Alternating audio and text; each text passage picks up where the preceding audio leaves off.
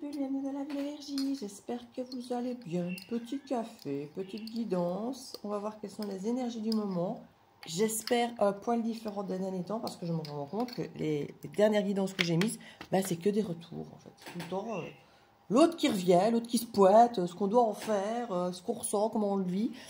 Alors j'imagine que ça intéresse certaines personnes parce que finalement ces vidéos-là sont presque 2 fois plus vues que toutes les autres. Donc je crois que ce sont des sujets qui intéressent en général, mais moi je ne suis pas fan, comme je dis, de vous entretenir dans des retours, dans des attentes. Donc je ne suis pas fan de ce genre de guidance, de tirage, mais bon, je sais que vous les aimez, que vous les attendez, que vous les cherchez. Je n'aime pas. Je n'aime pas. Donc on va voir si on a autre chose à me donner. Ce serait bien autre chose. Vous maintenant vous savez déjà, vous avez vu le titre, vous savez si c'est autre chose ou pas. Moi je ne sais pas encore. Vous imaginez, vous savez avant moi. Et puis on dit que c'est moi qui suis d'une tireuse de cartes et de bonne aventure. Alors que c'est vous qui savez avant moi là en me regardant. La magie, la technologie. Et les secrets. On s'en a une fusion. Bon, ça aura mis du temps. Ça aura mis du temps. On voit qu'il y a force et courage pour peut-être révéler un secret ou découvrir un secret, parce que bon, peut-être que parfois il faut du courage pour accepter de voir, d'entendre ce fameux secret, parce que parfois les choses ne sont pas si secrètes que ça, c'est sous notre nez, mais on ne veut pas les voir, on ne veut pas les entendre. On fait ceux qui croient au mensonge, peut-être, parce que peut-être que le message est... Le mensonge est parfois...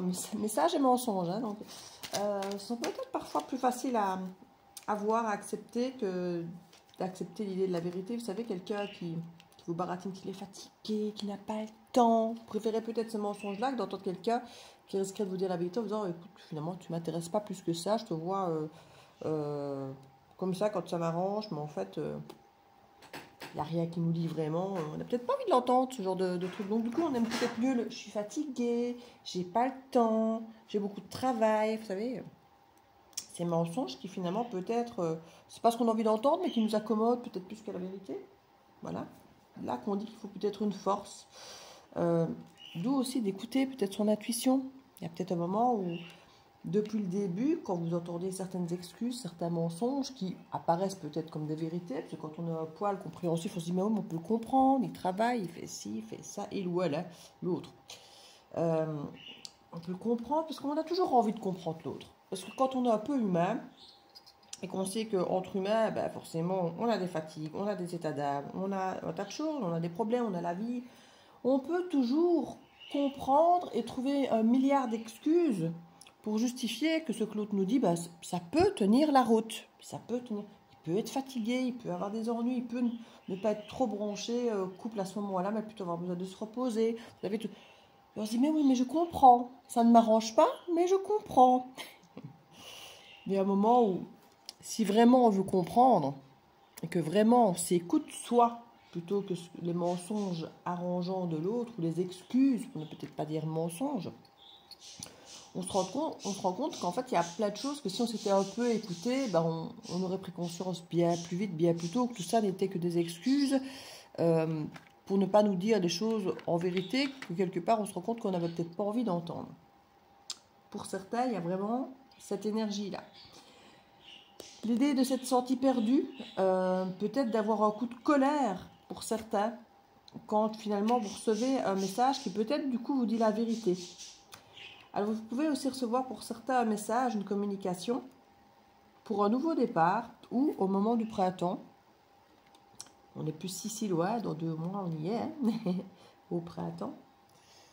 Et vous écoutez à ce moment-là. Vous écoutez quand vous aurez lu ce message et vous dire, mais finalement, tout ce que je lis dans ce message, c'est bizarre, mais ça résonne comme quelque chose que je sais déjà, ou comme quelque chose que j'ai déjà vu, que j'ai entendu. Je m'attendais à un genre de truc, à ce genre de message.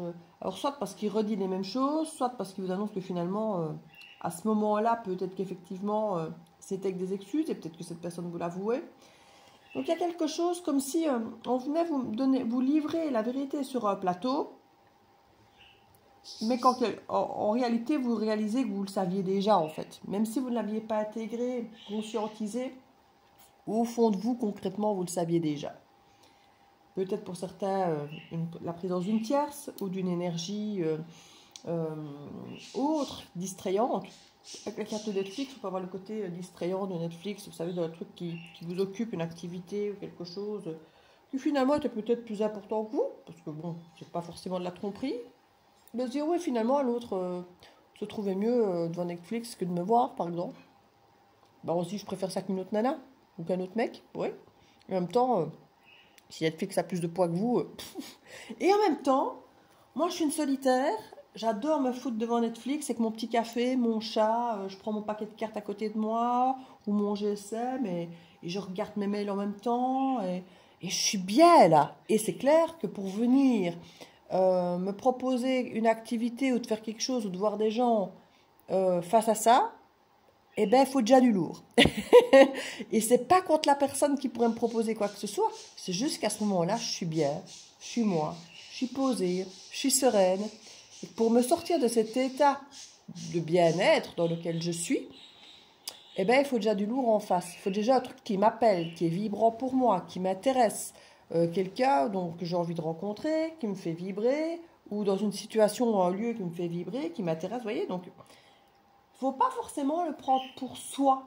Quelqu'un qui vous dira non parce qu'il préfère regarder Netflix, même si je comprends le côté très frustrant. Mais se dire oui, il y a une question parfois d'être serein, d'être apaisé, et que finalement on n'a pas envie de allez, comment vais-je dire, d'en sortir de cet état de bien-être pour faire plaisir ou pour un truc qui ne nous nourrit pas davantage. Si quelque part la proposition qu'on vous fait ne vous nourrit pas plus que d'être dans cette situation que je viens de décrire, ben c'est que quelque part la proposition effectivement n'est pas nourrissante pour vous, ne vous donne pas l'impulsion, ne vous donne pas l'envie. Il y a peut-être un peu de ça. Ce qui est comique dans cette guidance, c'est que vous allez peut-être recevoir ce message qui vous explique ça, qui vous propose un renouveau, et qu'au moment où vous recevez ce message, où cette personne va peut-être vous proposer quelque chose de beaucoup plus fusionnel maintenant, parce que finalement on a cette carte de la fusion, de l'âme sœur, qui aura mis du temps. Hein, peut-être que cette personne aura mis du temps pour intégrer que cette relation était importante. Peut-être même que cette personne se sera elle-même menti à elle-même et se sera peut-être même caché ça, vous l'aura peut-être caché. Peut-être que cette personne depuis le début vous voit comme l'âme sœur, mais que justement c'était trop pour cette personne que de vivre ça comme ça, et qu'il aura peut-être fui la relation comme beaucoup d'évitants ou de fuyants qui quelque part fuient un peu l'intensité de leurs émotions parce qu'ils n'ont pas été habitués, parce qu'ils sont parfois manipulateurs ou détachés, et que finalement jusque-là, ils géraient très bien la tiédeur, mais qu'une fois que ça devient un peu moins tiède et que ça devient un petit peu plus intense, c'est panique à bord parce qu'on ne sait pas le gérer. Il y en a énormément qui fonctionnent comme ça, beaucoup plus qu'on ne le croit. Tous ceux qui ont peur du rejet, de l'abandon, dès que ça devient trop intense, ils ont peur que l'autre les rejette ou finisse par les abandonner et ils ne peuvent pas se le permettre dans leur tête. Donc ils préfèrent abandonner eux-mêmes avant ou rejeter avant eux-mêmes, comme ça, ça leur évite de souffrir après quand eux seront bien attachés, qu'ils seront bien fait à l'idée de rester avec vous, voyez. Donc il y en a plein qui anticipent. Il y a ce qu'on appelle les abandonniques, qui abandonnent avant d'être abandonnés parce qu'ils ont tellement peur d'être abandonnés qu'ils abandonnent eux-mêmes avant, comme ça, le problème est réglé.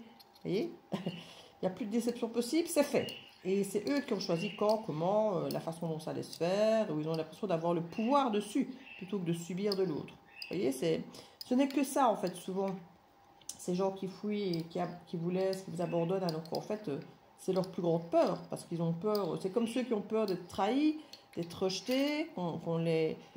c'est parfois... En fait, je ne sais pas si vous avez déjà remarqué que les plus grands jaloux, ce sont souvent les plus grands infidèles, parce qu'ils savent tellement à quel point c'est facile de se jouer de l'autre, à quel point c'est facile d'avoir un double jeu, une double vie, qu'ils voient le mal partout chez les autres, alors qu'en fait, ça se trouve, l'autre en face, il fait absolument rien, il est absolument nickel, il est transparent comme de l'eau de roche. Et cette personne doute. Pourquoi? Parce qu'elle, elle sait à quel point c'est facile, à quel point on peut mentir, raconter, effacer les messages. Donc du coup... même qu'il n'y a rien dans votre GSM, que vous lui dites, regarde, oui, mais tu as pu effacer le ça. Oui, oui, mais s'il n'y a rien dedans, je ne peux pas effacer non plus. Enfin, donc, vous voyez ce que je veux dire? Il y a un petit peu toujours ce système, finalement, qu'on projette chez l'autre toutes nos plus grandes peurs et toutes nos failles. Et on peut avoir quelqu'un ici qui a caché longtemps cette attraction, cette intensité, Et pour le cacher, bah, fouillait, elle faisait tout l'opposé. Et là, il faut peut-être force et courage pour cette personne de s'écouter, de venir peut-être vous le livrer, vous le dire. Et peut-être que c'est vous, au moment maintenant où vous allez recevoir ce message, où cette personne se livre, vous dites, ouais, mais attends, gars, tu veux me voir maintenant, tu connais boire un verre, mais moi, je suis devant Netflix, je suis bien là. Et qu'il y a peut-être une petite aversion qui pourrait se faire. Alors, je vous l'avoue, il y a un peu de colère hein, au fond de soi, de se dire, attends, c'est bon, quoi. Tu me l'as assez joué, hein, tu m'as assez joué ta petite scène, là, tu m'as assez joué ton film, ton cinéma, là. Non, peut-être pas, là, moi, je ne veux peut-être pas bouger. Donc, on a pour certains d'entre vous, vous prenez comme ça vous parle, parce que vous n'avez, à mon avis, pas tout vivre et ressentir comme je viens de le décrire, mais il peut y avoir différentes scènes, différentes façons de réagir à ces différentes options ici. Donc, vous prendrez ce qui vous parle le mieux.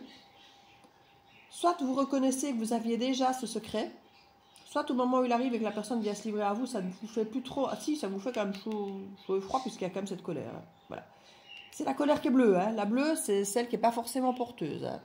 J'ai fait une carte de colère avec la foudre jaune, dorée, qui elle est plutôt le côté coup de foudre, colère, mais qui ramène finalement quelque chose de positif derrière après. Qui peut être finalement quelque chose qui vous fait réagir finalement de la bonne manière. Et ici, on est plutôt sur des colères qui amènent la justice, la rancœur, la vengeance, cette forme de haine. Alors, c'est pas pour ça que derrière, il va forcément y avoir des drames, hein, mais c'est cette colère qui laisse un goût amer en bouche, vous savez. Pas qui est moteur d'un changement positif, comme le serait la foudre dorée, comme je l'ai... Voilà, c'est un petit peu l'énergie dans laquelle moi j'ai voulu faire cette carte.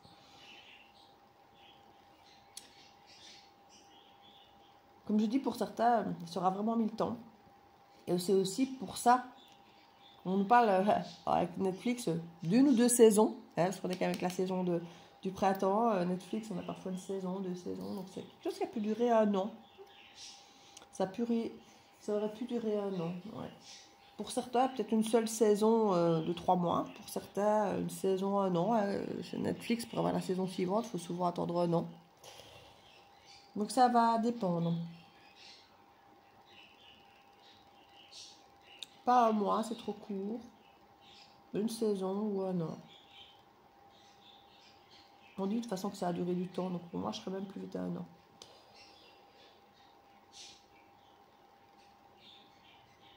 On est en colère quand on reçoit ce message. Hein. Mais en même temps, c'est quelque chose qui nous fait plaisir parce qu'il y a cette carte, la fusion, qui est là. Donc il y a quelque chose qui nous lie à cette personne, malheureusement, puisque ce qu'on ressent finalement est assez... Alors je ne vais pas dire négatif, hein, parce que la haine et l'amour sont proches. Donc quand on hait quelqu'un, ça se fait parce qu'il y a de l'amour pas loin. Hein.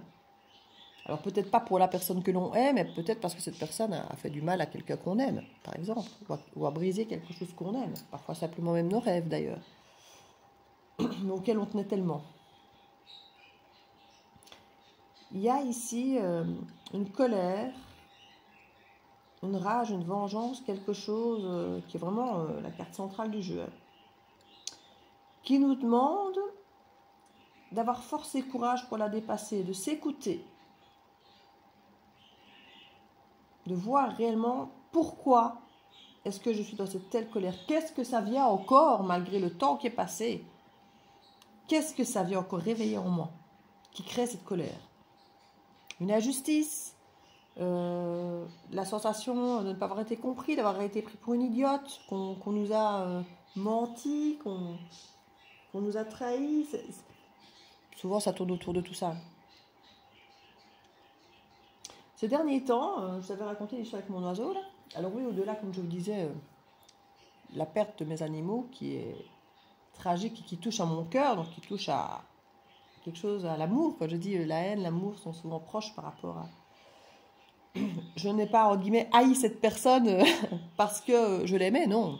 C'est parce qu'elle a touché à ce que j'aime, mes animaux. Mais au final, cette espèce de haine qu'on peut dégager, alors je ne hais jamais personne en général, moi. Je suis quelqu'un, voilà, je ne hais pas. Je ne l'ai pas haï longtemps non plus, mais j'ai eu une journée ou quelques heures là où ça a débordé, il y avait un mouvement de haine qui sortait de mon corps, que j'ai dû exprimer. Et puis ça s'est très vite apaisé, parce que je ne suis pas quelqu'un qui hait les gens, les choses. Voilà, ce n'est pas une émotion que j'ai envie d'entretenir ni en moi, ni dans ma vie. Et cette personne n'a pas suffisamment d'impact sur moi pour que je lui donne cette énergie de haine profonde qui dure. Mais à ce moment-là, on se dit, oui, mais au-delà de mes animaux, qu'est-ce qui me met dans cette haine profonde? Et c'est souvent l'ego. Parce que cette personne a cru que je m'en croyais à ses mensonges, cette personne a cru qu'elle pouvait jouer de moi, que je pouvais être naïve, elle a cru que je ne verrais pas tous ces mensonges gros comme des maisons, que je ne verrais pas la mauvaise foi, qu'elle continue à me prendre pour une idiote. Et donc il y a une forme d'ego là, tu te dis mais attends, en fait cette personne, elle vient m'avouer un mensonge parce qu'elle croit vraiment que je l'avais pas vu. Elle croit vraiment que tout ça, j'avais vu que du feu. Elle croit vraiment que son petit cinéma là, que sa petite série télé qu'elle m'a jouée, elle croit vraiment que j'ai vu que du feu, que j'ai pas perçu, que je l'ai pas senti, que j'ai pas eu cette intuition. Elle croit vraiment que j'ai rien vu. Elle me prend pour une idiote jusque-là. Elle se dit vraiment que je suis con et conne au point de ne rien avoir vu, de ne rien avoir capté, de ne rien avoir senti. Elle croit vraiment là qu'elle vient m'annoncer un truc, qu'elle vient m'expliquer un truc. Mais elle me prend encore en fait pour une idiote ou un idiot. Si elle arrive, la bouche en cœur, en venant te dire « Je vais t'avouer mon secret, je vais te dire, je vais t'avouer le truc. » Mais tu crois quoi, que j'ai besoin que tu viennes me l'avouer pour que je le sache? Je savais. Et là, à nouveau, peut-être grande colère sur vous-même. Moi, je dis « Ben oui, je savais. J'ai quand même resté. J'ai quand même fait celui ou celle qui ne savait pas, qui ne voyait pas. Donc finalement, cette personne n'a pas si tort que ça de venir vous l'avouer puisque vous avez presque joué le jeu de celui ou celle qui ne savait pas. Qui ne savait pas tout, Parce que parfois on dit oui, on fait comprendre à l'autre qu'on sait une partie pour que l'autre comprenne qu'on sait un peu, pour qu'il essaie peut-être de changer son comportement. Mais on lui dit peut-être pas qu'on sait tout parce que, comme une femme qui est trompée par son mari, si elle va lui dire je sais que tu me trompes, elle doit prendre une décision. Soit de rester, d'accepter, de pardonner. On n'est pas obligé de pardonner, mais si on reste, il y a une forme d'acceptation. Soit de faire celle qui ne sait pas, parce que si on ne sait pas, bon, on peut faire l'innocente et du coup on reste. Mais sans avoir l'air d'être celle qui accepte puisqu'on ne sait pas. Alors qu'on sait. Et c'est toujours le petit jeu du « il sait que je sais », mais vous savez, bon, voilà. Donc il y a un petit jeu de ça. D'où la série, d'où l'idée qu'on porte peut-être des masques, d'avoir joué des rôles chacun. Jouer le rôle de celui qui ne savait pas, ou qui ne savait pas tout, alors qu'on savait tout. Et puis l'autre qui vient jouer son rôle de celui qui vient avouer, alors que... Vous voyez l'idée? D'où la colère. Hein. Parce que quelque part, vous êtes peut-être en colère sur vous-même de réaliser, ben oui, mais je savais déjà en fait. Et il me prend pour qui là, de venir soi-disant m'avouer comme si je ne savais pas. Il me prend vraiment pour une demeurée. Ouais, mais je savais, oui, mais je suis restée, oui. Donc il pouvait croire que je ne savais pas. Donc que j'y croyais à ces conneries. Vous voyez l'idée?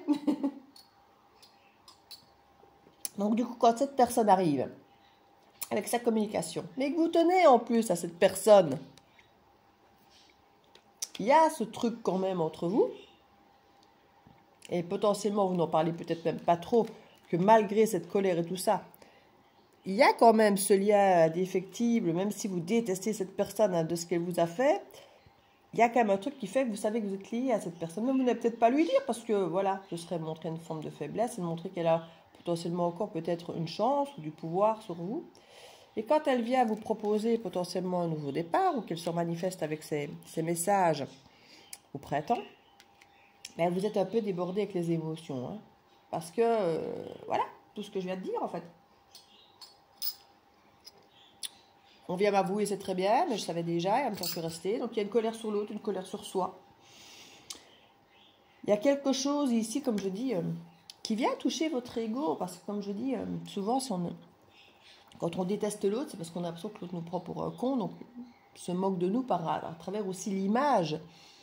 Et quand on va dire à l'autre, je sais ce que tu fais, tu as fait ça,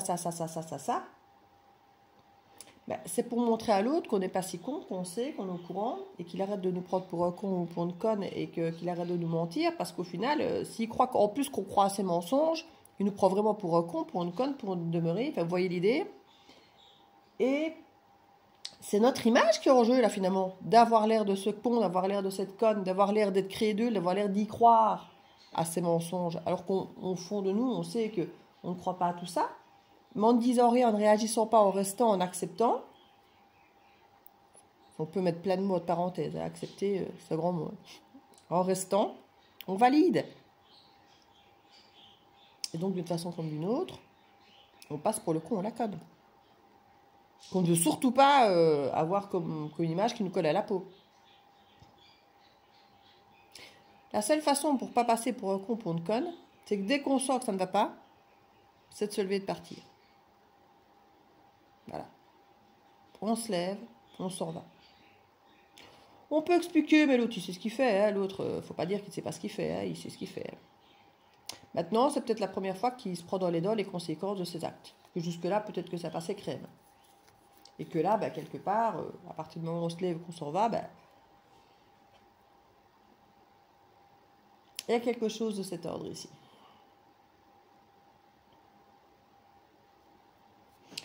On nous parle qu'on est perdu. Parce qu'il y a réellement un retour de passion qui est là. Pour certains, il y a des papillons dans le ventre. Il y a une transformation. Alors, transformation de l'autre, transformation de vous. Moi, j'ai envie de dire des deux. Peut-être que l'autre a compris, que l'autre vient vraiment pour essayer de recréer quelque chose de positif. Mais vous avez aussi pris du plomb dans l'aile, dans la cervelle. Ou quelque part, vous n'avez plus envie d'être prise pour ce con, cette conne. Vous n'avez plus envie de vous taire quand vous savez un truc. Vous n'avez plus envie de montrer que vous ne savez pas ou de montrer que vous savez. En fait, de devoir finalement tout le temps justifier, comme je vous dis, vous sentez que ça ne va pas, vous levez, vous partez. Vous n'avez pas besoin de faire de longues tirades, d'expliquer à l'autre en long, en large et en travers pendant 1 heure ce qu'il a fait. Il le sait ce qu'il a fait. Vous lui dire, voilà, écoute, la façon dont tu agis avec moi, moi, de ce que je ressens, de ce que je vois, ça ne me correspond pas. C'est bon, hein? Vous ne laissez pas l'autre en mode ghosting en silence sans qu'il ne sache soi-disant. Vous montrez juste que vous avez découvert des choses, que vous avez vu des choses qui ne vous plaisent pas. Point. Il n'y a même pas besoin de juger, hein, quelque part, parce que je ne vais pas dire tout est faisable, mais que tout comportement, toute pensée a toujours une raison d'être pour la personne qui l'émet. Soit la peur, des machins, on se protège, des schémas répétitifs avec la famille, des réactions de défense. On a tous et toutes des réactions parfois cheloues qui sont, entre guillemets, justifiables, explicables pour mille et une raisons. Alors quand je dis justifiable, on se comprend. Donc il n'y a même pas à juger le comportement. Si la personne se mettait à table face à vous et vous expliquait, mais écoute, voilà, j'ai fait ça comme ça pour ça, parce que j'ai eu peur de ça, et puis du coup, si vous avez envie d'accepter, parce que vous voulez rester, de le comprendre, dire, oui, je comprends, oui, tu as eu ça, tu as eu peur, oui, je comprends. Vous allez rester parce que vous comprenez. Et c'est pas parce qu'on comprend qu'on doit accepter, qu'on doit rester. Hein. On peut comprendre et puis se dire, écoute, voilà, oui, je comprends, mais j'accepte pas parce que ça dépasse mes limites, ce ne sont pas mes valeurs, c'est pas comme ça que je conçois la relation. Donc c'est là que je dis qu'on n'a pas toujours besoin de s'étaler en long, en large et en travers quand quelque chose ne nous plaît pas, quand on voit quelque chose. On peut juste dire, écoute, voilà, de ce que je vois, de ce que je vis, de ce que je ressens, il y a des choses qui ne correspondent pas à qui je suis, à ce que je veux créer, à ce que je veux vivre. Et voilà. Je dis, l'autre, il sait ce qu'il fait. Hein. C'est un adulte, ou alors, si c'est un adulte qui ne sait pas ce qu'il fait, tu as encore plus raison de partir, parce que alors c'est quelqu'un qui est carrément pas mature, inconscient, qui a peut-être de lourds problèmes, si en plus il ne sait pas ce qu'il fait.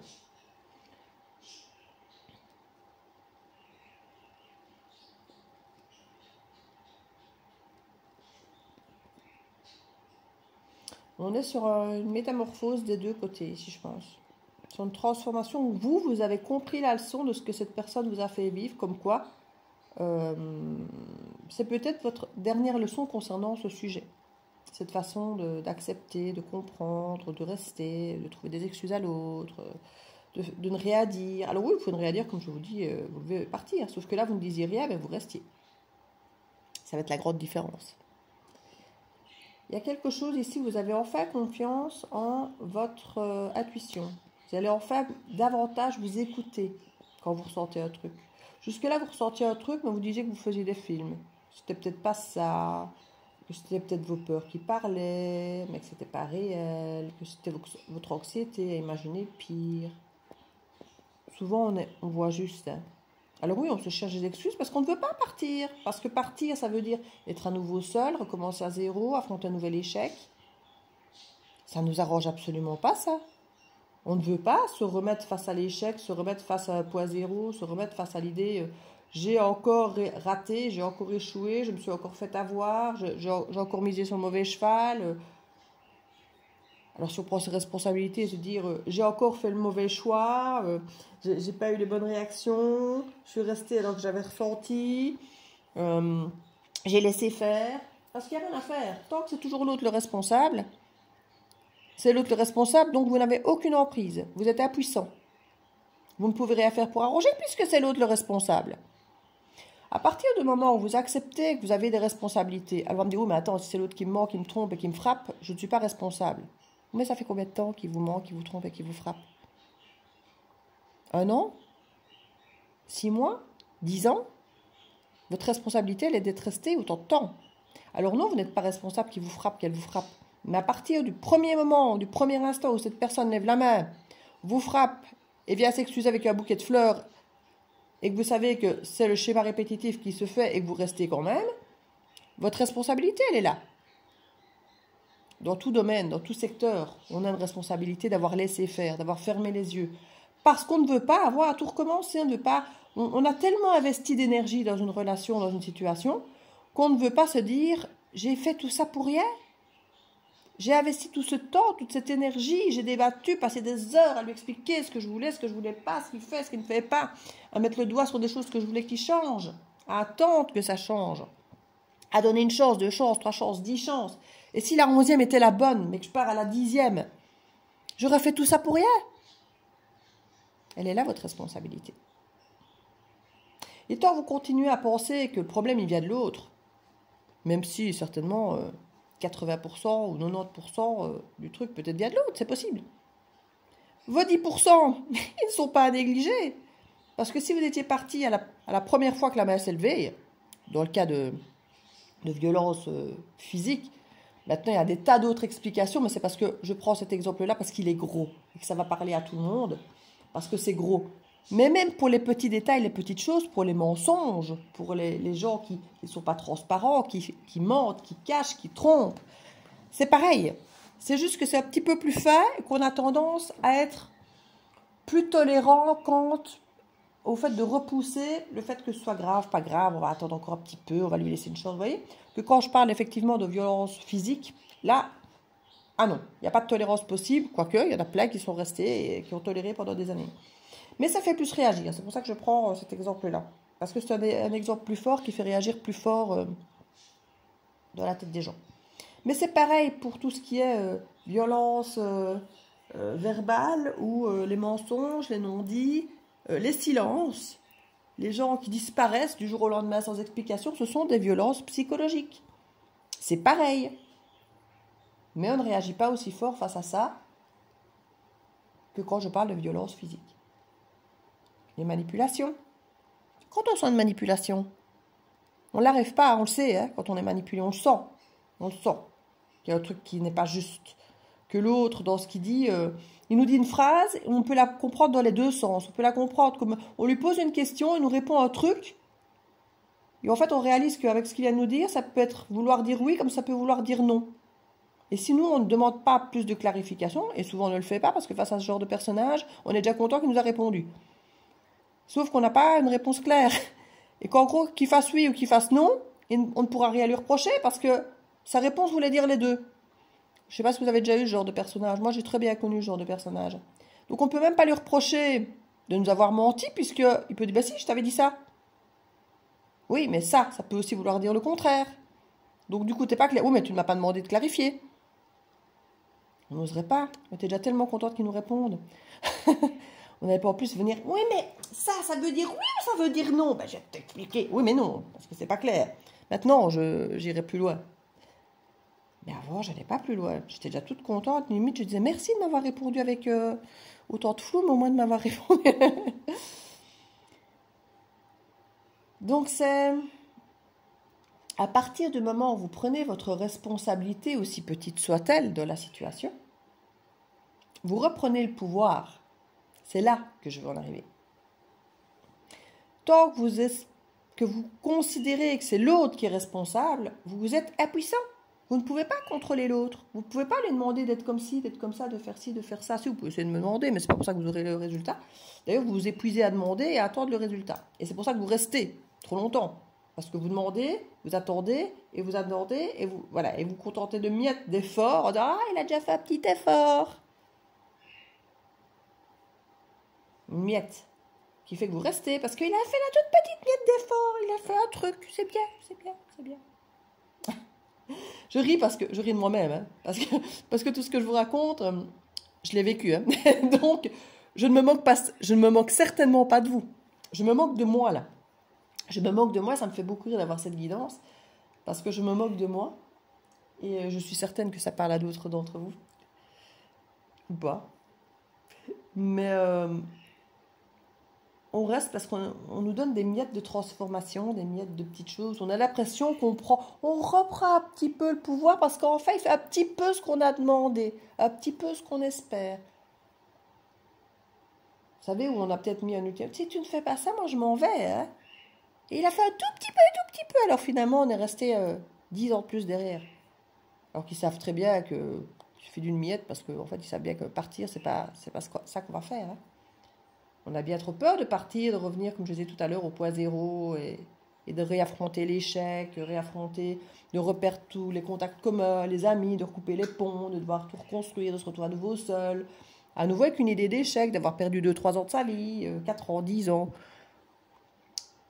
On n'a pas envie d'arrêter nos relations, de tout pète et de tout recommencer à zéro, avec tout ce que ça comporte. Pour certains, déménager, de repayer un loyer tout seul, parce qu'il y a tout le côté financier pour certains aussi qui intervient.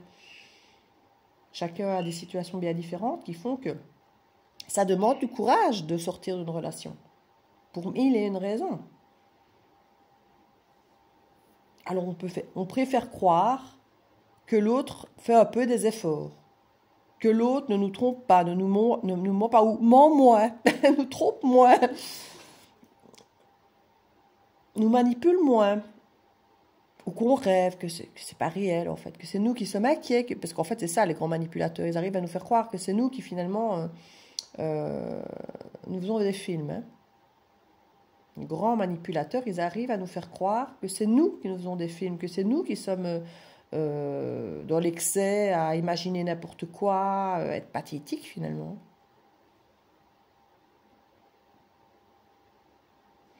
Et ici, il y a une grande transformation par rapport à ça. Parce que vous avez compris ça. Enfin.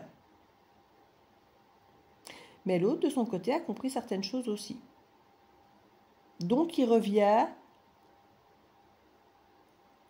C'est bizarre parce que j'ai du mal à vous le sortir. Hein. Un peu plus sain. Je ne dirais pas qu'il revient à ça. Hein.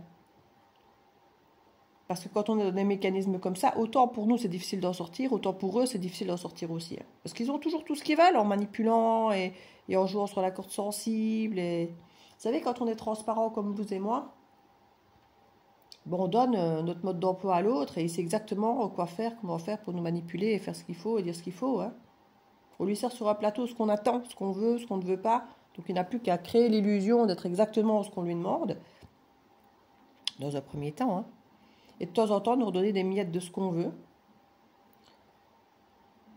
Pour qu'on ait l'impression de « Ah, il se dévoile comme je voudrais bien. Ah, il a été attentif comme je voudrais bien. Oh, il s'est excusé. Oh, j'ai vu une petite larme, il a été sensible, ça l'a touché. Oh, je vais rester encore un petit peu, je vais voir. » Vous savez, ce truc où on se dit parfois, là, il se passe rien vraiment de positif, mais il se passe rien vraiment de négatif. S'il doit vraiment se passer un très gros truc négatif, je m'en irai. Et s'il se passe vraiment un truc positif, alors je saurais que je peux m'engager. Vous avez déjà fait cette réflexion et réalisé qu'en fait, il se passe vraiment pas grand-chose dans ces moments-là. Et quand il se passe un truc, ben, soit ce sont des choses négatives, mais qui sont bien cachées quand même, et qu'on pressent, hein, mais que c'est pas clairement mis sur le tapis, c'est pas clairement sur un plateau d'argent. Donc, on n'a pas, soi-disant, le truc qui est là sous notre nez officiellement, qui fait qu'on part. On est d'accord? Même si vous pressentez, hein, vous avez presque des preuves sous votre nez, mais pas vraiment. Parce que ça ne vous arrange pas, hein, ça ne vous arrange pas. Donc, ou alors il faut vraiment le truc très gros. vous ne puissiez plus faire semblant de l'ignorer. Vous voyez ce que je veux dire? Mais ce truc très gros, il arrive rarement. Et en même temps, certains arrivent même à fermer les yeux sur ces trucs très gros. Comme je parlais de la femme qui a un mari infidèle et qui préfère faire celle qui ne voit pas parce que sinon, elle va devoir prendre une décision face à ça. Soit de faire sous-entendre qu'elle accepte, qu'elle pardonne et qu'elle reste, soit de partir, de quitter, de divorcer. Il y a d'autres options, mais voilà, c'est les deux gros camps généralement dans ces cas-là.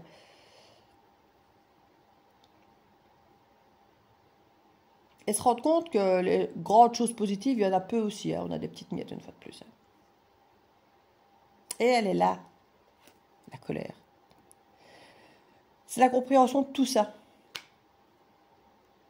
C'est la compréhension de tout ça, cette colère, qui ramène cette espèce de feu de passion en vous. Parce que vous comprenez, vous avez pris de la hauteur face à beaucoup de choses. Vous avez pris de la hauteur face à tout ça, grâce au temps. Vous avez retrouvé une forme d'harmonie et de protection. Hein. Et vous allez même pouvoir, quelque part, presque célébrer ça. Et s'il y a une protection, il y a un face-à-face avec vous-même. Vous vous rendez compte que vous avez vous-même été égoïste. Ben, pas égoïste, hypocrite. Par rapport à vos peurs et tout ça, tout ce que j'ai à dire. Donc finalement, on préfère dire que c'est l'autre qui est responsable. Oui, parce que c'est l'autre qui trompe, qui manque. Ouais. Mais qu'on a notre part de responsabilité dans tout ça. Devoir laisser faire. De ne pas mettre des ultimatums, mais de s'y tenir. Parce que si c'est pour dire, si ça continue comme ça, je m'en vais, et puis que 10 ans après, on est toujours là, l'autre, il a très bien compris qu'il peut continuer à faire tout ce qu'il veut et vous êtes toujours là. C'est de votre responsabilité. Vous avez votre part de responsabilité. Une fois que vous acceptez que vous avez une part de responsabilité dans toute chose qui vous arrive, ne serait-ce que le fait de rester, vous reprenez votre pouvoir. Vous redevenez l'impératrice, vous redevenez chef de votre vie, vous vous reprenez la télécommande de votre vie dans vos mains et pas de la donner à quelqu'un d'autre. Il ne faut pas s'étonner que vous ne voyez pas les programmes que vous voulez si la télécommande de votre vie elle est dans les mains de quelqu'un d'autre. Hein.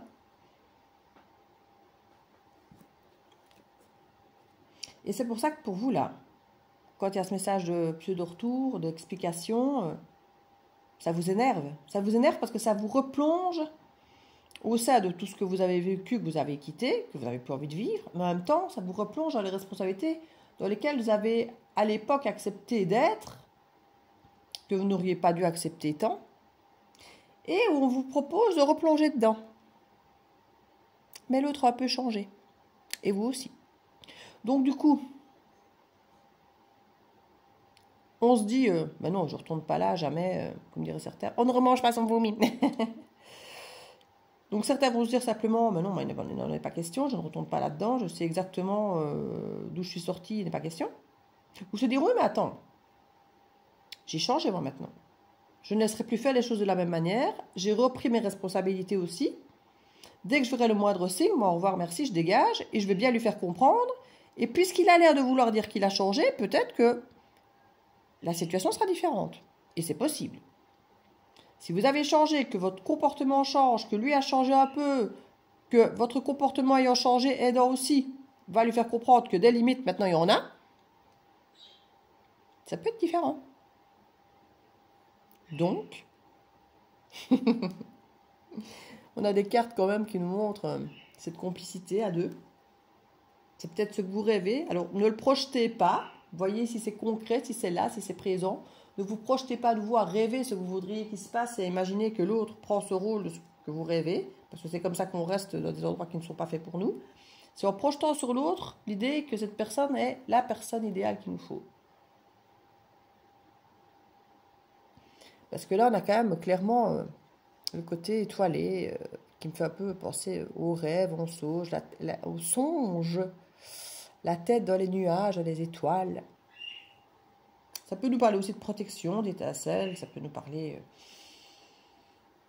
de sortie du corps astral, ça peut nous parler de plein de choses, cette carte. Et si je la vois un petit peu derrière cette carte-là, je la vois un peu quand même, faites attention à ne pas être dans la rêverie, hein. À ne pas être dans l'illusion, on aurait la carte de chant des sirènes, que ce serait pareil. Oh mon Dieu!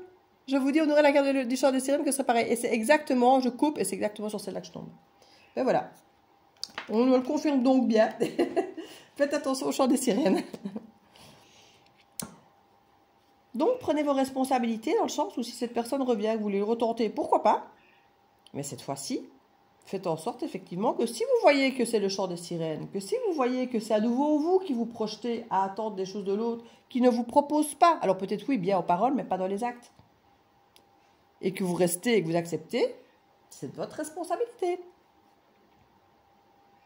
Donc cette fois-ci, vous avez compris. Donc si vous sentez que l'autre, il vous sort son Stradivarius, tu dirais, mon gars, c'est bon quoi. J'ai compris ça maintenant. Je reste pas. Il y a un côté beaucoup plus fonceur, qui se veut stable aussi quelque part. Quand je dis fonceur, j'ai le taureau ici. Hein. C'est un fonceur, mais en prenant le temps d'ancrer les choses. De façon...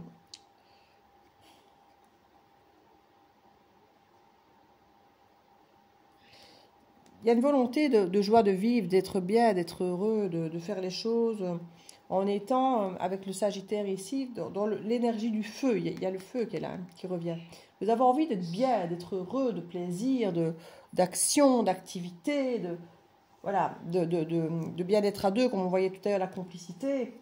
Mais vous avez envie d'action, de le vivre, de le communiquer. Mais pas que de le parler, de le dire, blablabla. Vous avez envie de le vivre. Et ça fera partie des choses que vous allez exprimer et que très vite vous allez voir être mis en place. Et ça va être, entre guillemets, une façon de pouvoir voir, vous, si c'est crédible, si c'est réel, si ça va être là votre responsabilité, c'est d'observer clairement les actions sans vous projeter dans vos envies, vos rêves, de ce que vous projetez sur l'autre, de ce que vous avez envie qu'ils vous disent. On va être bien, on va être heureux ensemble, on va se marier, on va avoir des enfants, on va faire plein de voyages, on va avoir une grande maison avec un chien, une barrière blanche. Vous dites, ah oui, c'est tout ça que je veux, oui, je veux. Oui, mais il fait quoi, lui, réellement? Est-ce qu'il y a... vous regardez des vacances, vous avez réservé vous regardez pour des maisons, vous allez en visiter, enfin, je ne sais pas, enfin, vous voyez, concrètement, il se passe un truc ou bien c'est juste une fois de plus du blabla? Dans les activités, oh, on fera ça, on fera ça, on fera ça. Oui, mais vous commencez à faire des choses ou bien c'est toujours on fera, on fera, on fera? Parce que là, il y a comme l'idée de protéger un minimum son cœur. Hein.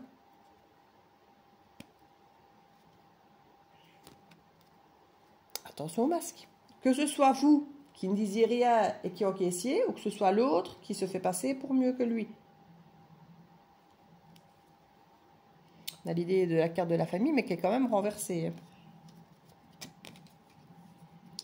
Je ne vous dis... Alors ici, c'est parce qu'on est quand même sur une guidance collective. Hein. Donc, il y a l'idée de lâcher prise et de prendre de la hauteur. Hein.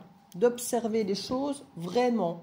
Sans trop y mettre son cœur, des projections d'idéal, de cette vie à deux sublime que vous mettez sur les épaules de l'autre en étant sûr que c'est l'autre qui va vous les procurer. Et donc, de absolument vouloir que l'autre fasse tout ça, que l'autre entre dans tout ça. Contentez-vous de regarder ce qu'il fait vraiment, qui il est vraiment, il, elle. Et si ça correspond, tant mieux. Si ça ne correspond pas, soyez responsable de votre vie. Prenez vos responsabilités. On est à fond là-dedans. D'où cette colère. Vous en voulez à l'autre, mais vous réalisez que vous en voulez à vous aussi. De ne pas avoir vu. Ou d'avoir vu, mais de ne pas avoir fait. D'avoir laissé faire. D'avoir vous-même joué ce rôle avec un masque dans cette vie-là. L'autre a joué un rôle, vous a peut-être menti, vous a peut-être caché, mais vous avez joué un rôle dans cette vie aussi, qui n'était pas votre rôle de votre vie, qui était le rôle où vous êtes adapté au rôle de l'autre. Alors qu'à la base, vous voulez quoi? Vous voulez que l'autre joue le rôle que vous lui avez donné. Du petit copain, du compagnon, du mari, du père. Vous voulez qu'il joue ce rôle, parce que c'est celui dont vous rêvez, et vous jouez le rôle de la personne parfaite qu'il faudrait à cette personne parfaite que vous avez imaginée. Et vous vous étonnez que vous n'avez... Et vous pensez que vous n'avez pas de responsabilité dans tout ce bordel? On joue tous souvent le rôle idéal face à la personne qu'on a idéalisée dans un rôle. Donc si lui déjà ne joue pas vraiment le rôle et qu'en plus vous jouez le rôle d'être la personne parfaite pour cette personne qui joue un rôle et qui, si ça se trouve, joue très mal le rôle dans lequel vous l'avez mis, c'est souvent le cas dans le cas de ces guidances. Bon, en fait, qui porte le masque ici? Tout le monde. Hein. Donc comment voulez-vous qu'une histoire saine se crée autour de deux personnes qui portent toutes les deux un masque à jouer un rôle qui n'est pas attribué dans le sens réel de qui est cette personne en fait. Finalement, personne ne joue son vrai rôle.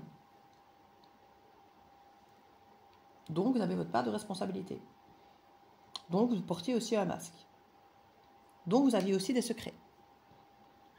Donc vous ne vous êtes pas écouté. Et il vous demande donc force et courage d'affronter, de prendre vos responsabilités, d'être aussi en guillemets en colère contre vous. Alors pas des jours, des années, des mois, juste prendre conscience, de dire oui, voilà, je suis en colère contre moi, mais maintenant c'est bon, je me pardonne, j'ai compris la leçon, j'ai compris mes erreurs, je vois où j'ai merdé, je vois où j'ai laissé faire, je vois où j'ai fermé les yeux. J'ai fait une erreur, l'autre en a fait, mais j'ai laissé faire, je suis responsable d'une grosse partie de ce bordel, pour reprendre le terme de tout à l'heure. Mais maintenant, j'ai compris. Je me suis transformée. Et ça va se passer différemment.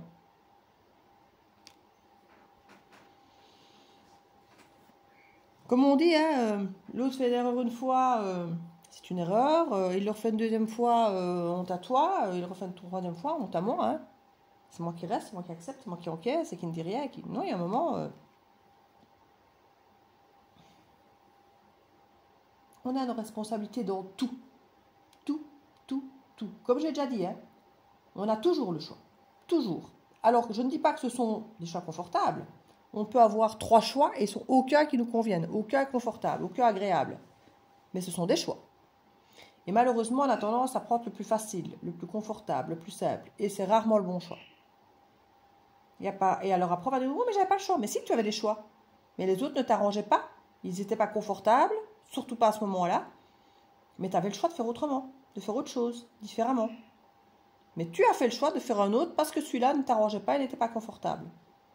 Donc on est resté, ou on est parti dans des conditions un peu foireuses. Vous voyez, enfin tous ces trucs, on a chacun notre histoire. Hein. Donc si, des choix, on en a toujours.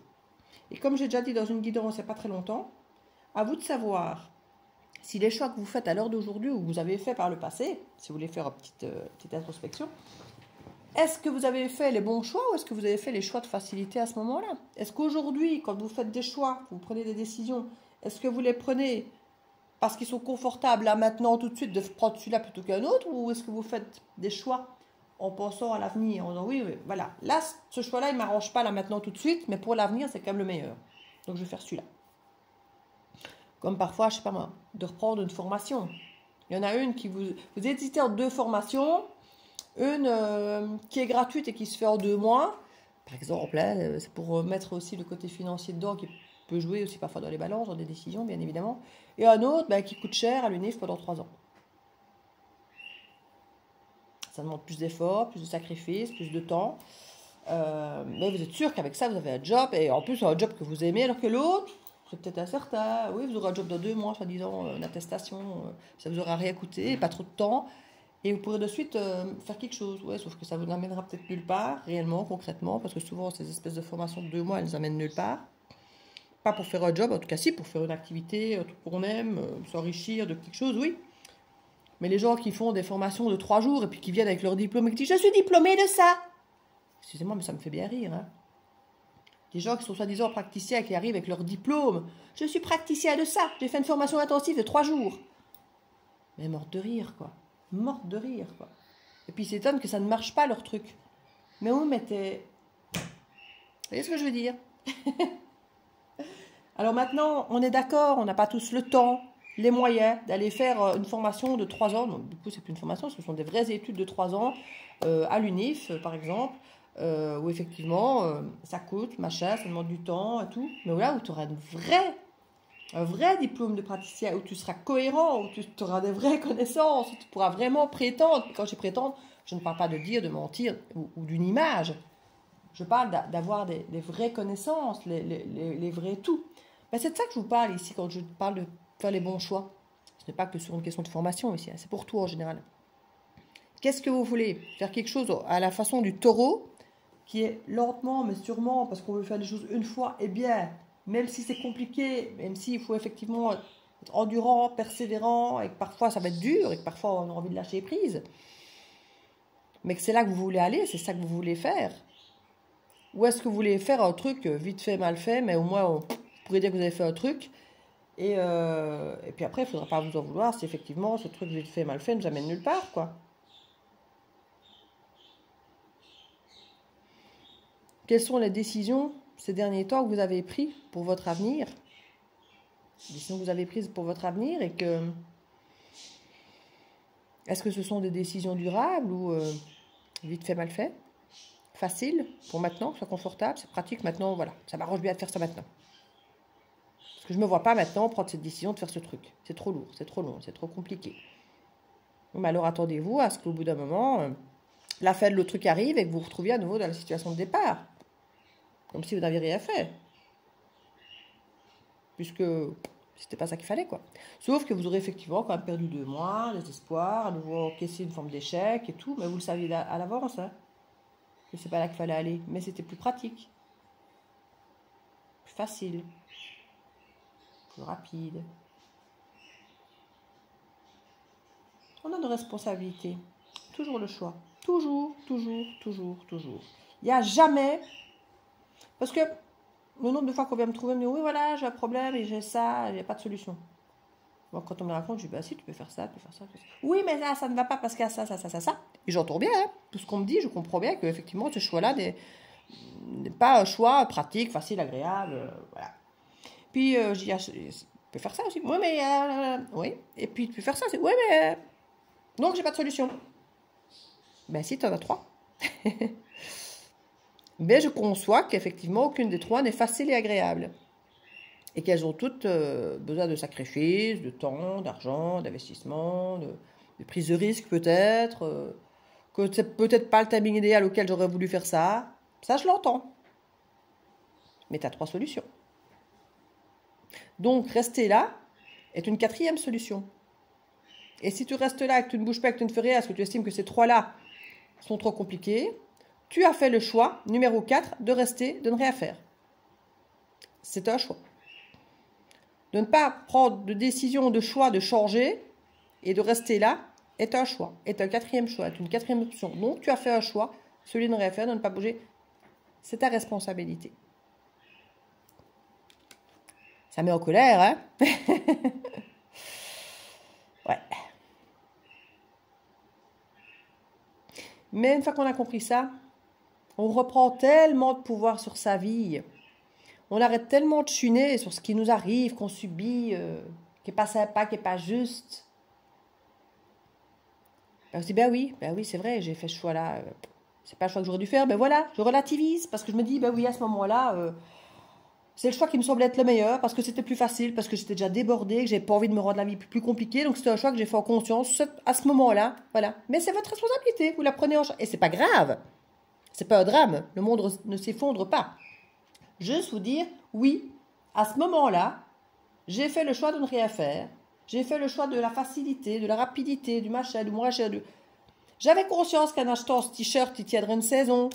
Parce que j'ai acheté ce t-shirt pas cher, mais en attendant, j'aimais bien les couleurs, j'aimais bien sa forme, et je me suis dit, quand il sera foutu, ben c'est pas grave, je rachèterai un autre, toujours pas cher, avec la forme et la couleur du moment. Voilà, on a conscience. Si maintenant vous l'avez acheté en pensant, oui mais non, stop, il est beau, il est pas cher, mais il est de qualité quand même, je vais pouvoir le garder 10 ans, lire avec tout, regarder avec ça, non, là vous vendez du rêve, à vous-même. Vous êtes conscient quand vous faites ce choix-là que ce n'est pas un choix durable. C'est un choix, coup de cœur, qui ne va pas durer longtemps, mais vous savez que c'est un choix qui ne durera pas. Mais vous faites ce choix. Acceptez l'idée que vous pouvez faire pas des mauvais choix, le choix n'est pas mauvais, mais que c'est un choix conscient d'un truc qui ne durera pas. Que c'est un truc d'appoint pour avoir la sensation de faire un truc à ce moment-là, parce que vous avez besoin à ce moment-là de passer à l'action, vous avez besoin de faire quelque chose, donc vous faites ça, vous avez conscience que là maintenant, vous n'avez pas l'énergie, le temps, l'argent de faire ce truc-là, qui est plus long, qui est plus cher, qui est... Donc, pour l'instant, parce que vous avez besoin pour vous-même, de vous prouver que vous êtes capable de passer à l'action de quelque chose, vous allez faire ça. Qui est plus simple, plus accessible, plus facile. Vous savez que ça ne va pas vous emmener au même endroit. Mais là, maintenant, vous avez besoin de vous prouver que vous devez bouger. Donc, vous faites ce choix-là. Petit choix. Quand je dis petit choix, c'est pas façon... Tant que vous en avez cette conscience, c'est OK, hein? On n'est pas obligé de faire toujours des grandes choses difficiles, compliquées. Non. Des petits pas. Mais ne vous dites pas que c'était votre seule option. C'est ça, moi, que je veux vous dire. Ne vous dites pas, ce petit pas-là, j'ai pas d'autre choix. Non, il y en avait tas d'autres. Mais vous avez choisi, en conscience, vu votre situation du moment, votre état du moment, psychologique, familial, professionnel, financier, énergétique, de faire ce petit pas-là, plutôt qu'un grand bond ou qu'un pas en arrière, ou que... Voilà. C'est un des choix qui était offert, et à ce moment-là, c'est celui que vous avez choisi de faire parce que vous aviez besoin, pour une raison ou pour une autre, de faire petit, d'aller dans ce sens-là, de... Peu importe. Chacun a ses raisons par rapport à chaque... Mais ne vous dites pas que vous n'aviez pas le choix. Ou vous l'avez fait parce que l'autre ne vous a pas laissé le choix. Non. Prenez votre responsabilité sur le choix qui a été fait. Vous aviez une raison de faire ce choix-là plutôt qu'un autre. Mais ne rendez pas les autres responsables de votre choix, de votre échec, du fait que vous n'êtes pas là. Si vous faites un pas qui fait ça, ne vous étonnez pas de ne pas être là. Alors qu'il y avait un choix qui vous amenait là, mais qui était plus compliqué. Par exemple, je sais, je suis longue et je me répète. Mais c'est tellement important, une fois qu'on a compris ça. Parce que quand on a compris ça, on relativise tout ce qu'on vit. On ne se dit plus, oui, je suis une victime, je me fais toujours avoir, on me ment tout le temps, on me trompe tout le temps, on me manipule, je suis une malheureuse parce que là où je suis dans ce métier-là, c'est pas ce que je voulais, j'ai pas eu le choix, j'ai un mauvais karma, c'est ma famille, c'est mes parents, c'est mon compagnon. Non. Reprenez l'idée que vous avez le pouvoir sur votre vie. Vous allez voir l'énergie que ça va vous donner de vous dire, c'est moi qui ai le pouvoir, c'est moi qui contrôle. Et si, comme je dis, vous faites un petit choix, posez-vous la question de pourquoi est-ce qu'on refuse les autres, au-delà de toutes les excuses, hein, c'est trop cher, c'est trop loin, voilà, consciemment. Tu vas aller faire ce petit choix. Pourquoi choisir celui-là? Oui, on a compris, parce qu'il demande moins d'efforts, moins de machin. Parce que tu sens que tu as besoin de te prouver que tu fais un truc. Parce que sinon, tu peux ne rien faire aussi. C'est un choix, comme je disais. Donc, posez-vous simplement les questions pour vous intégrer. Voilà, j'ai fait ce choix-là. Pourquoi est-ce que moi, j'ai choisi ce choix-là? Et accepter, dire, ok, pour l'instant, j'ai conscience que je n'ai pas plus d'énergie pour faire autre chose de plus grand. Peut-être plus tard. Mais là, aujourd'hui, j'ai besoin de faire un truc, mais je ne peux pas faire plus grand. Donc, j'ai conscience que je fais ce choix-là parce que là, aujourd'hui, c'est ce que je me sens capable de faire. Et peut-être qu'en faisant ce petit pas-là, j'aurai peut-être l'énergie et confiance en moi qui me permettra de faire alors peut-être le plus grand pas après. C'est peut-être une première transition, un premier barreau de cette échelle que je monte. Voilà. Vous voyez? Et peut-être pas. Parce que peut-être que je me rends compte en faisant ce premier pas qu'en fait, j'aime pas. Et que du coup, j'ai bien fait de ne pas aller là de suite parce que là, c'est pas là où je veux me rendre finalement.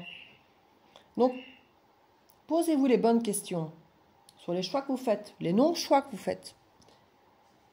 Et prenez la responsabilité de ces choix, sans toujours vous dire « Oh, mais j'avais pas le choix, c'est de la faute de l'autre ». Vous allez voir comme ça change tout dans la vie. Une fois qu'on reprend ses responsabilités de ce qu'on vit, de ce qu'on choisit, de ce qu'on ne fait pas, du comment on le fait. Si on va à pied, si on va en bus, on n'aura pas les mêmes décors, on ne va pas prendre le même chemin, on ne va pas s'arrêter de voir les mêmes boutiques et rentrer, aller voir des magasins et croiser les mêmes personnes. Si on prend l'avion ou le train, c'est pareil. Ce sont des choix. Et il y a mille raisons de choisir un plutôt que l'autre. Et ayez juste conscience de pourquoi on fait tel choix plutôt que tel autre.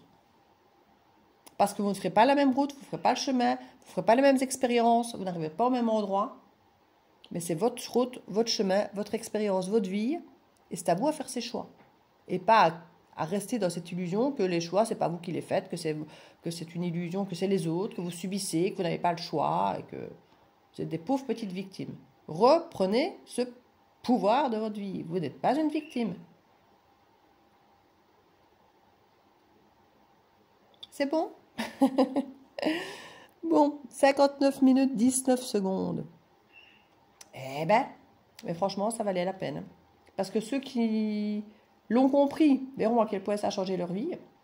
Ceux qui n'avaient pas encore compris et qui peut-être, avec cette heure de guidance, de répétition, parce qu'il ne faut pas oublier que le cerveau humain a besoin de répéter les choses entre 3, 7 et 21 fois, suivant ce que c'est. C'est pour ça que les méditations, tout ça, on fait répéter, on fait répéter, on fait répéter. Et pour avoir une nouvelle habitude, on fait faire les choses 21 jours. C'est pas pour rien. Donc si je me répète, oui, je sais que je peux répéter et donner plusieurs fois des exemples. C'est pour que ça ancre dans les cerveaux pour lesquels c'est pas encore ancré. C'est pas pour rien que je répète. Même si c'est même pas mon choix parfois de répéter, c'est la guidance qui fait qu'on répète. Et c'est pas pour rien.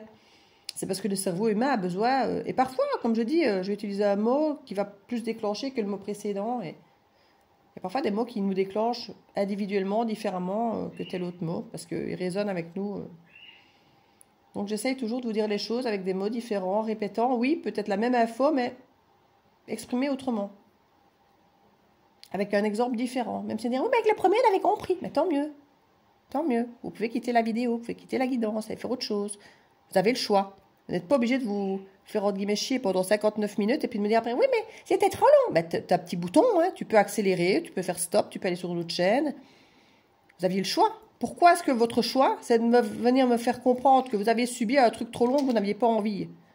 Depuis quand YouTube vous impose de regarder la vidéo jusqu'au bout? Alors arrêtez de me casser les pieds avec ce genre de message. C'est trop long, tu te répètes. Va voir ailleurs. C'est ton choix. Merde. Donc voilà, ne vous laissez plus faire, quelque part. Et en même temps, assumez. Vous verrez, la vie est plus belle. Parce que comme je dis, quand on assume, qu'on arrête de rejeter la faute sur les autres, qu'on prend ses responsabilités, tout est ok. On peut tout faire. Juste qu'on se dit, ben voilà, c'était mon choix. Je me suis trompée, mais c'est pas grave. Je ferai un autre choix la fois suivante. Je reprends le pouvoir de faire l'autre choix. Voilà. Ou d'en trouver encore un autre, parce que le temps est passé, du coup, il y a une autre option qui est arrivée, qui finalement me plaît mieux. Il y a tellement de choses. Que tant que vous restez sur l'idée, c'est les autres, les autres, les autres. Mais vous n'avez aucun pouvoir sur les autres. Vous ne pouvez pas changer les autres, ni les obliger à quoi que ce soit. Tant que vous pensez que le problème, c'est les autres, vous ne saurez jamais rien changer, en fait. Vous ne pourrez pas évoluer, vous ne pourrez pas changer, vous ne pourrez pas agir autrement si vous pensez que c'est en fonction des autres que vous agissez. Donc voilà. Je vous fais des bisous. À très bientôt.